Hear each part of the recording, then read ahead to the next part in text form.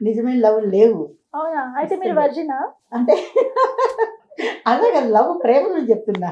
అంటే ఏం ప్రేమ చెయ్యను అంటే ఏదన్నా అంటే ఓకే. ఒప్పుకున్నారు, అయిపోయింది, క్లియర్. సో ఫ్యాన్స్ అందరూ చూడండి, తను వర్జిన్ అయితే కాదు.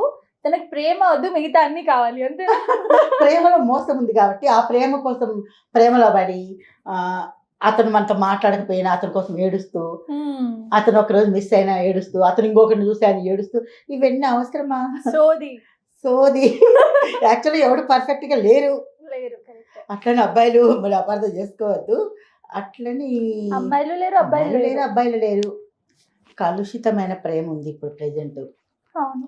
ఎప్పుడో పాతకాలంలో ఆ ప్రేమలు వేరు. దేవదాసు అవును.